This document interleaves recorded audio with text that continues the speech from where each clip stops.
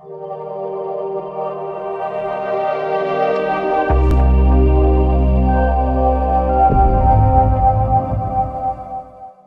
Friends, आप सभी का आपके अपने YouTube चैनल डिस्कवर राजस्थान में स्वागत है।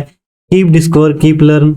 जैसा कि आप सभी को पता है कि RS का जो पेपर आने वाला है तो उसके हमने टॉप 10 सीरीज चलाई है।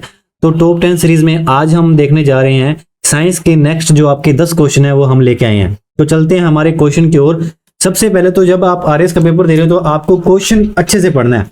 तो क्वेश्चन में आपको कंफ्यूज नहीं होना, क्वेश्चन को थोड़ा अच्छे से पढ़ना। कई बार उसमें नहीं लिखा होता है या हाँ लिखा होता है, बताना है तो उसको थोड़ा ध्यान से पढ़ना। तो हम चलते हैं हमारे पहले क्वेश्चन पे।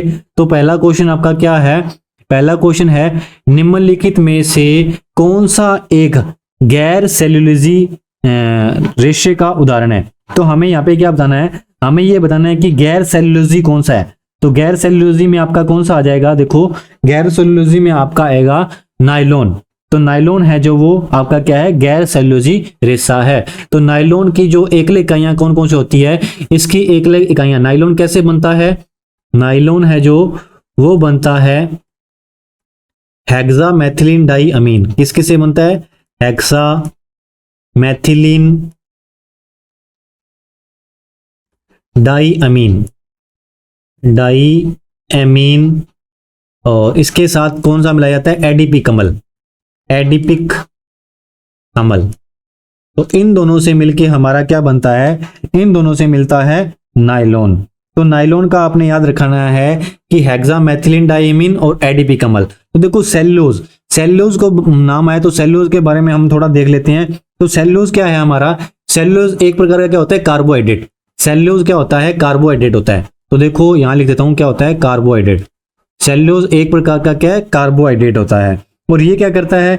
ये हमारे शरीर को क्या देता है? ऊर्जा देता है। देखो, कार्बोहाइड्रेट आपको ऊर्जा देते हैं तो सेल्यूलोज भी आपको क्या देगा? ऊर्जा देगा। अब देखो, सेल्यूलोज का फॉर्मूला क्या होता है? सेल्यूलोज का फॉर्मूला होता है C6H10O5, C6H10O5। तो ये आपका सेल्यूलोज का फॉर्मूला होता है। तो सेल्यूलोज के बारे में बात याद रखना। ये क्या है कि आपका एक कार्बोहाइड्रेट होता है और ये आपको देता है ऊर्जा देता है। और इसका फॉर्मूला क्या है? C6H10O5। और इसमें हमें पूछा था कि कौन सा एक गैर सेल्यूलोसी रेशे का उदाहरण है। तो गैर सेल्यूलोसी रेशा कौन सा हो गया? नायलॉन। तो नायलॉन किस किस से मिलकर बना होता है? हेक्सा मैथिलीन डाई अमीन और एडीपी कमल से मिलकर बना होता है। अब चलते हैं हमारे नेक्स्ट क्वेश्चन पे। तो नेक्स्ट क्वेश्चन क्या है? नेक्स्ट क्वेश्चन में हमें दे रखा है कि सामान्य टीवी रिमोट कंट्रोल में उपयोग की जाने वाली तरंगें। तो देखो, हमें बताना है कि टीवी के रिमोट में कंट्रोल करने के लिए हमें कौन सी तरंगें जो यूज में आती है। तो कौन सी आती है? अवरक्त तरंगें। तो आपका ऑप्शन नंबर क्या हो जाएगा? 3। तो अवरक्त तरंगें हैं वो आपकी होंगी टीवी रिमोट कंट्रोल में जो उपयोग में लाई जाती है। तो अवरक्त तरंगों के बारे में ये याद रखो कि अवरक्त तरंगों की खोज किसने की है? तो अवरक्त तरंगों की खोज की है हर्शल ने। किसने की है खोज? अवरक्त तरंगों की खोज की है हर्शल ने, हर्शल। तो ये बात इसमें याद रखना। उसके अलावा चलते हैं हमारे नेक्स्ट क्वेश्चन पे। ताम्र संदूषण से बचाने के लिए पीतल के बर्तनों पर सामान्यतः किस धातु की पर चढ़ाई जाती है? तो आपने देखा होगा जब पीतल के जो बर्तन है उन पर एक पर चढ़ाई जाती है ताकि वो ज्यादा खराब ना हो। तो किसकी वो चढ़ाई जाती है? वो चढ़ाई जाती है टिन की परत। तो टिन यानी कि रांगा, रांगा इसको बोलते हैं या टिन बोल सकते हैं, आप इसको वंग भी बोल देते हैं। और ये आपका एक रासायनिक तत्व है और इसको रासायनिक भाषा में या लैटिन भाषा में क्या बोलते हैं? लैटिन भाषा में बोलते हैं स्टेनम। क्या बोलते हैं? स्टेनम। याद रखना, क्या बोलते हैं? स्टेनम। और इसी को अपने क्या बोलते हैं? इसी को अपने बोलते हैं वंग और इसी को बोलते हैं अपने रांगा। और हम इसको शो किससे करते हैं? शो करते हैं SN चिन्ह से। किस चिन्ह से शो करते हैं? SN चिन्ह से। तो याद रखना। और जो टिन है ना, इसका उपयोग मुख्यतः किसमें किया जाता है? एलॉय धातु बनाने में किया जाता है। किसमें किया जाता है? एलॉय धातु में।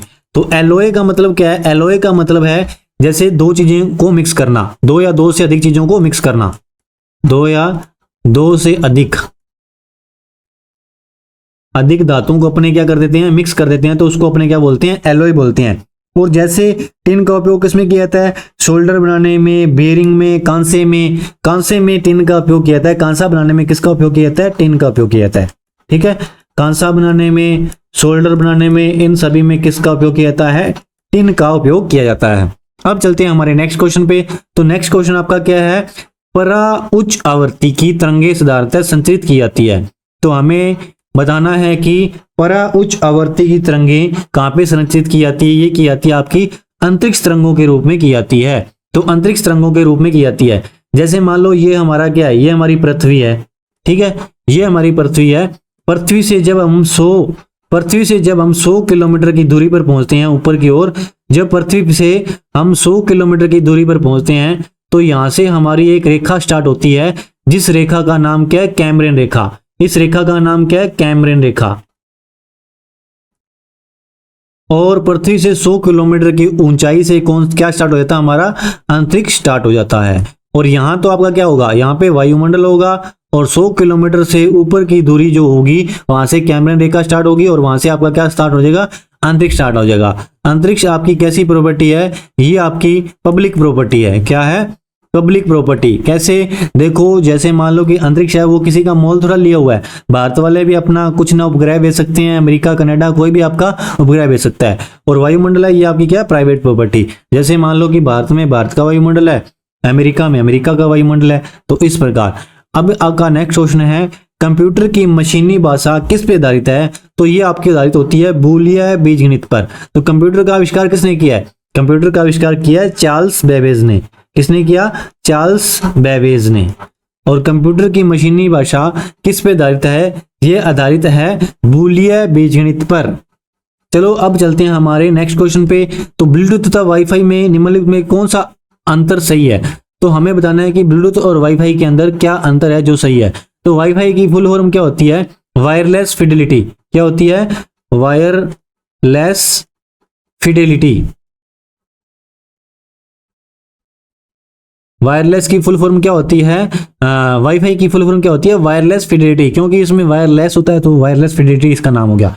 तो कौन सा अंतर सही है, ब्लूटूथ 2.4 GHz रेडियो आवृत्ति पट प्रयुक्त करता है, जबकि वाईफाई 2.4 GHz अथवा 5 GHz आवृत्ति पट प्रयुक्त करता है। तो आपका ये इसका आंसर क्या हो जाएगा, इसका आंसर यही हो जाएगा, क्योंकि जो ब्लूटूथ है वो तो 2.4 लेता है और जो वाईफाई है 2.4 से या 2.5 ले लेता है। ठीक है, उसके बाद देखो नेक्स्ट क्वेश्चन। नेक्स्ट क्वेश्चन है आपका, अपने को मिलान करना है। तो मिलान करना है, देखो विक्रम साराभाई अंतरिक्ष जो केंद्र है ये कहां स्थित है, ये त्रिवेंद्र में स्थित है। और त्रिवेंद्र कहां है, केरल में। तो ए ऑप्शन आपका सही है। उसके बाद बी, UR राव उपग्रह केंद्र आपका कहां स्थित है, ये बेंगलोर के अंदर स्थित है और बेंगलोर कर्नाटक के अंदर। ये भी आपका ऑप्शन सही है। तो उसके बाद आपकी बात आती है राष्ट्रीय सुदूर संवेदन केंद्र। ये आपका देहरादून में नहीं स्थित है, ये आपका स्थित है कहां पे, ये स्थित है आपका हैदराबाद के अंदर। कहां पे है, हैदराबाद।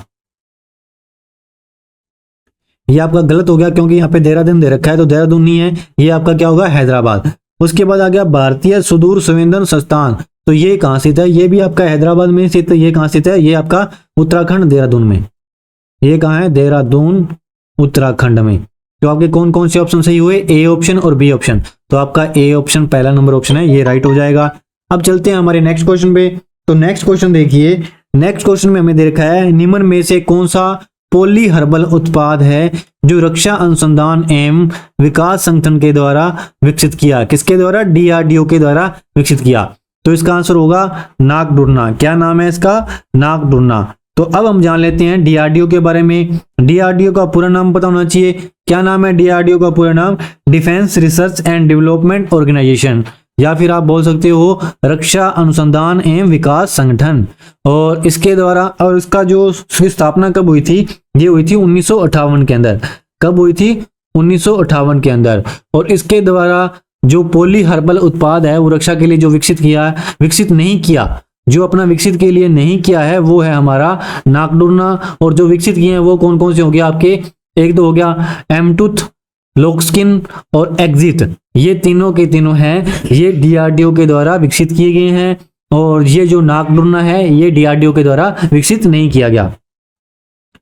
उसके बाद देखो हमारा नेक्स्ट क्वेश्चन। नेक्स्ट क्वेश्चन में हमें बताना है कि भारत पहला दृश्य सीमा से परे हवा में मार करने वाला स्वदेशीय अभिकल्पित एवं रक्षा अनुसंधान और विकास संगठन द्वारा विकसित प्रक्षेपास्त्र है। तो हमें क्या बताना है, जो एयर टू एयर है, एयर टू एयर जो मार करने वाला वो कौन सा था, वो आपका था अस्त्र। और पृथ्वी, अग्नि, आकाश, ये सभी आपकी मिसाइलें हैं।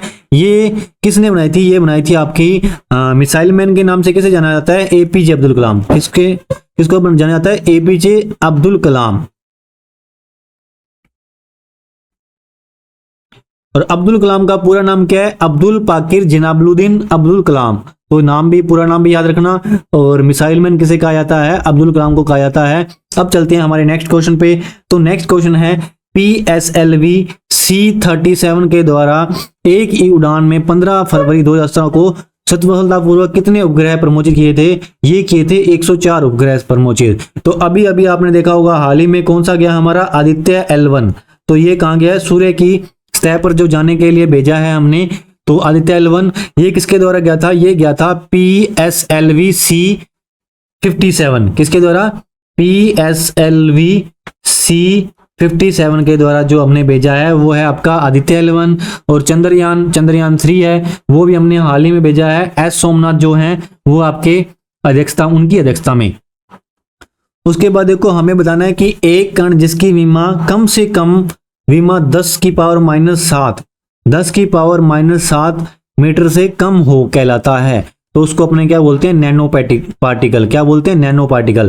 तो 10 की पावर -9 है, इससे जो कम होगा उसको अपने नैनो पार्टिकल बोलेंगे। 10 की पावर 7 भी उसी में ही आ जाता है, तो उससे कम ही है। तो माइक्रो पार्टिकल किसे बोलते हैं, माइक्रो को ऐसे लिखते हैं। और इसमें 10 की पावर -6 होती है। और मिली में क्या होता है, मिली में 10 की पावर -3 होती है। तो ये बातें आप याद रखना। अब चलते हैं हमारे नेक्स्ट क्वेश्चन पे। नेक्स्ट क्वेश्चन है, इसमें अपने को क्या करना है, इसमें हमें मिलान करना है। तो देखो सबसे पहले आपको पता होना चाहिए कि दाक शर्करा किसको बोलते हैं। दाक शर्करा बोलते हैं अपने ग्लूकोज को। किसको बोलते हैं, ग्लूकोज को। तो ए का ऑप्शन क्या हो जाएगा, ए का ऑप्शन हो जाएगा 4 नंबर। तो देखो ए में 4 नंबर दे रखा है, किसी का क्या, तो देखो ऑप्शन 3 है, ऑप्शन 3 में दे रखा है 4 नंबर। उसके अलावा देखो आगे भी देख लेते हैं, जो फल शर्करा है, फल से क्या बना, फ्रूट से क्या बना, फ्रुक्टोज। तो फल शर्करा किसको बोलते हैं, फ्रुक्टोज को। देखो 2 4 2 दोनों मिल गए। उसके बाद दूध शर्करा आपकी होती है लैक्टोज। देखो 5, ये भी मिल गया आपको। उसके बाद देखो चीनी में क्या पाई जाती है, चीनी में पाई जाती है आपकी सुक्रोज। चीनी में आपका क्या होगा, सुक्रोज। और स्टीविया में क्या हो जाएगा आपका, स्टीविया में आपका हो जाएगा प्राकृतिक स्वीटनर। तो ये आपका ऑप्शन नंबर हो जाएगा 3 नंबर ऑप्शन है, ये आपका करेक्ट आंसर हो जाएगा। उसके बाद चलते हैं हमारे नेक्स्ट क्वेश्चन पे। देखो 21वें गुणसूत्र की त्रिगुणता किसमें होती है, तो ये होती है आपकी डाउन सिंड्रोम में। किसमें होती है, डाउन्स। देखो डाउन्स को ऐसे लिखते हैं, डाउन्स। तो पहले वाले 2 अक्षर देखो, ये तो आपका 1 हो गया, ये आपका क्या हो गया 2। तो 21वें गुणसूत्र की ट्राइसोमी किसमें होती है, डाउन सिंड्रोम में। सिंड्रोम किसको बोलते हैं, जब बहुत सारे रोग इकट्ठे हो जाते हैं तो उसको अपने बोलते हैं सिंड्रोम। तो एक होता है आपका पटाऊ सिंड्रोम। तो पटाऊ सिंड्रोम में कौन से गुणसूत्र की ट्राइसोमी होती है, 13वें गुणसूत्र की। तो 13वें गुणसूत्र की ट्राइसोमी किसमें होती है, पटाऊ में। तो 13 को पटाऊं याद रखना है, क्या याद रखनी है, 13 को पटाऊं। तो 13 को पटाऊं तो 13 से क्या बना, 13वें गुणसूत्र की ट्राइसोमी। तो पटाऊ सिंड्रोम है उसमें तो 13वें गुणसूत्र की ट्राइसोमी होती है। और डाउन सिंड्रोम है उसमें कौन से की होती है, 21वें गुणसूत्र की ट्राइसोमी होती है। अब चलते हैं हमारे नेक्स्ट क्वेश्चन पे, 95 नंबर क्वेश्चन। मानव गतिविधियों को प्रत्यक्ष एवं अप्रत्यक्ष आलंबन प्रदान करने के लिए उत्पन्न ग्रीन हाउस गैसों की कुल मात्रा को क्या कहते हैं, तो इसको अपने बोलते हैं कार्बन पद चिन्ह। क्या बोलते हैं, कार्बन पद चिन्ह। क्या बोलते हैं, कार्बन पद चिन्ह।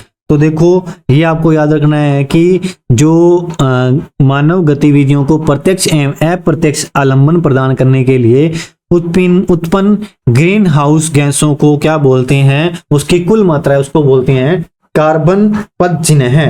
तो ये बातें आपको याद रखनी है। और ग्रीन हाउस जो गैसेज है वो कौन कौन सी आपकी, मीना का जलवा है ना। ग्रीन हाउस गैसें कौन सी आपकी, आपको ट्रिक याद रखनी है, मीना का जलवा, मीना का जलवा। और जलवा से क्या हो गया आपका, जलवा से आपका हो गया जलवाष्प। क्या हो गया, जलवाष्प। और मी से क्या हो गया आपका, मीथेन। क्या होगा, मीथेन। और ना से क्या हो गया आपका, ना से होगा आपका नाइट्रस ऑक्साइड। ना से क्या होगा, nitrous oxide, nitrous oxide, nitrous oxide. और नाइट्रस ऑक्साइड का फॉर्मूला क्या होता है, N2O। इसी को अपने क्या बोलते हैं, इसी को बोलते हैं अपने हास्य गैस। क्या बोलते हैं, हास्य गैस। अब देखो नेक्स्ट बात आती है आपकी, अम्ल वर्षा के लिए कौन कौन से पर्यावरण प्रदूषक उत्तरदायी हैं? तो अम्ल वर्षा के लिए आपके उत्तरदायी से हैं नाइट्रस ऑक्साइड और सल्फर डाइऑक्साइड, नाइट्रस ऑक्साइड और सल्फर डाइऑक्साइड। तो अम्लीय वर्षा के कारण देखो ना, ताजमहल है ना, तो ताजमहल का जो रंग पीला पीला पड़ रहा है वो किसके कारण पड़ रहा है? वो अम्लीय वर्षा के कारण ही पड़ रहा है। तो यदि अपने बोले इमारतों का कुष्ठ रोग किसको बोलते हैं? इमारतों का कुष्ठ रोग, इमारतों का कुष्ठ रोग किसको बोलते हैं? अम्लीय वर्षा को। किसको बोलते हैं? अम्लीय वर्षा को। जो ताजमहल है वो कैसे कलर का है? व्हाइट कलर का है। तो यदि अम्लीय वर्षा है उसके कारण जो ताजमहल का रंग है येलो कलर का पड़ रहा है, तो इमारतों का कुष्ठ रोग किसको बोलते हैं? अम्लीय वर्षा को। चल अब चलते हैं हमारे नेक्स्ट क्वेश्चन पे। तो नेक्स्ट क्वेश्चन है आपका, डीएनए फिंगरप्रिंट का आधार क्या है? डीएनए फिंगरप्रिंट का आधार है वो है डीएनए बहुरूपता। तो याद रखना कि डीएनए फिंगरप्रिंट का आधार किसका है? ये डीएनए बहुरूपता। तो डीएनए की फुल फॉर्म क्या है? डीऑक्सीराइबो न्यूक्लिक अम्ल। क्या है? डीऑक्सीराइबो